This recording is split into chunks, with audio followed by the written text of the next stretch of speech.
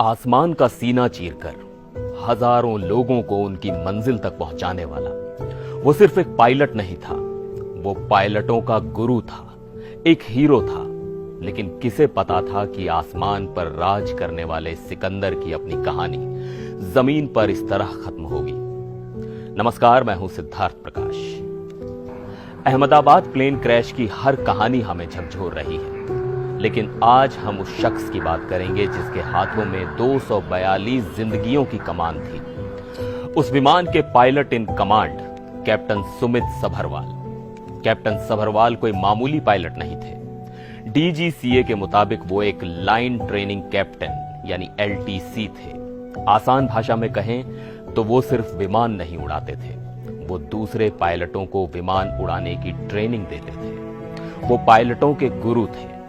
8,200 घंटों की उड़ान का अनुभव, एक ऐसा तजुर्बा जो उन्हें इस फील्ड के सबसे बेहतरीन लोगों में से एक बनाता था। यही नहीं, उनका नाम भारत की एविएशन हिस्ट्री के सुनहरे पन्नों में दर्ज है। टाइम्स ऑफ इंडिया की रिपोर्ट के मुताबिक जब पहली बार बोइंग 787 ड्रीम लाइनर विमान भारत की धरती पर उतरा था, तो उस ऐतिहासिक पल के गवाह उस कॉकपिट में मौजूद एक चमकता सितारा थे कैप्टन सुमित सभरवाल। एक ऐसा हीरो जिस पर पूरे देश को गर्व था। लेकिन गुरुवार को वो हीरो अपनी आखिरी जंग लड़ रहा था, 242 लोगों को बचाने की जंग, जो वो खुद हार गया। इस हादसे ने सिर्फ एक बेहतरीन पायलट को नहीं छीना, उसने एक बेटे को, एक भाई को भी छीन लिया है।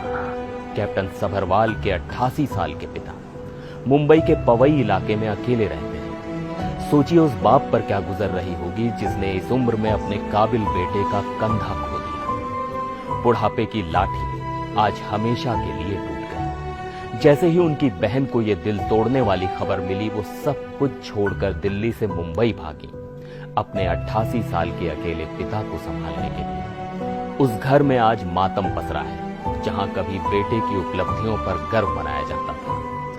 कुछ समय पहले विधायक दिलीप लांडे भी उनके घर पहुंचे और परिवार को सांत्वना दी। ये कितना बड़ा विरोधाभास है। एक इंसान जो आसमान की हर ऊंचाई से वाकिफ था, जो दूसरों को तूफानों से विमान निकालने की कला सिखाता था, आज उसी की कहानी एक दर्दनाक हादसे पर आकर खत्म हो गई। उनके 88 साल के पिता, उनकी बहन, उनकी 2 भतीजियां, उस पूरे परिवार के लिए एक कभी ना भरने वाला जख्म है। वो पायलट जो हजारों लोगों को उनकी मंजिल तक पहुंचाता था, आज खुद एक ऐसे सफर पर चला गया जहां से कोई वापस नहीं आता।